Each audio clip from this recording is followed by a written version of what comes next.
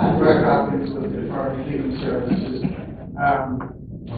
Rather than offer an opinion about that, what I'd really prefer to do is describe the situation we're in and what this rule does in a little different way and let you decide whether folks will be in a bad position. All this rule does is affect the prior authorization process. Outpatient mental health services are subject to a medical prior authorization. This just says when you ask for that prior authorization, send in more information on this population, what we loosely refer to as the Act 911 population that's been conditionally released.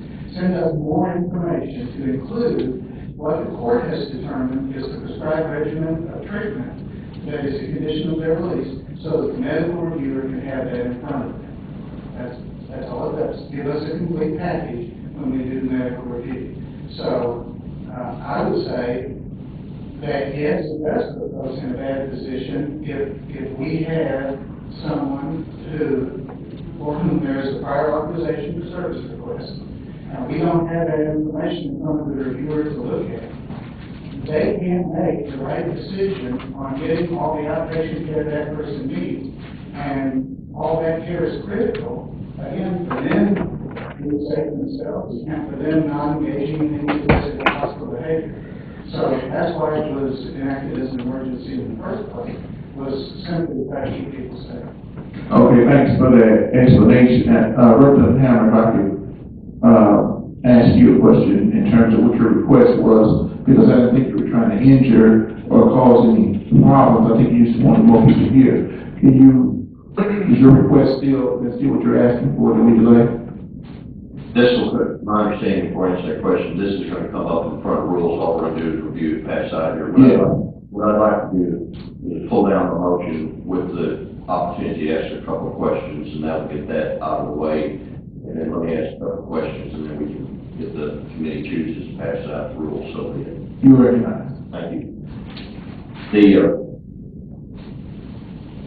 So why wasn't this information that's now having to be added by this rule already before these individuals for that decision that's so critical to have to be made? I mean, what new information is being added by this rule that's going to give them greater insight, the judge, the court, to make those decisions? Well, the court has already made the decision in this case. They have said this person may be conditionally released if they follow what we have reviewed and approved in court as the prescribed regimen of treatment.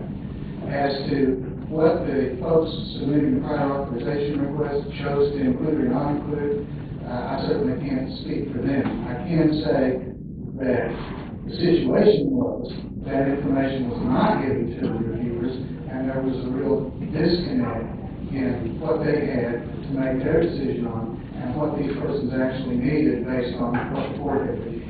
And it's that disconnect we're trying to close up. All right, who's responsible for the disconnect? Where's the disconnect happening, or where's the buck stop?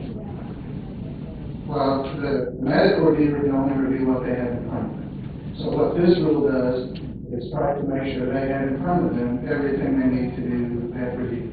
So the buck stops on saying yes or no on the care with the medical reviewer. But again, they can only act on what they have to look at when they make the decision. I guess what I'm trying to wrap my mind around is that it seems like they should have had that information all along, or should have been getting that information all along. And it sounds like they've been making improper decisions or inadequate decisions on the basis of partial information instead of complete information. Am I wrong in that? I wouldn't disagree with that. And I agree with you that information should have been provided all along. And that's really one of the reasons we had hoped this rule wouldn't be controversial, because it should seem to require that, which everybody would be doing anyway. Okay, again, back to my question, what information were they not getting before that this rule is now going to make them to provide that was lacking before? Is there specific things? Yes, the specific things are the court's determination of conditional release and the regimen of approved treatment that the court reviewed and approved in its order. It's the treatment regimen that is the condition of release that the reviewers have not been seen. So is the court one not sending that information to the medical reviewer then? Is So that it was the provider. providing? Okay. The provider being mental health provider, being medical, or all of the above? Or Behavioral health care. behavioral health care providers. Okay. And okay, that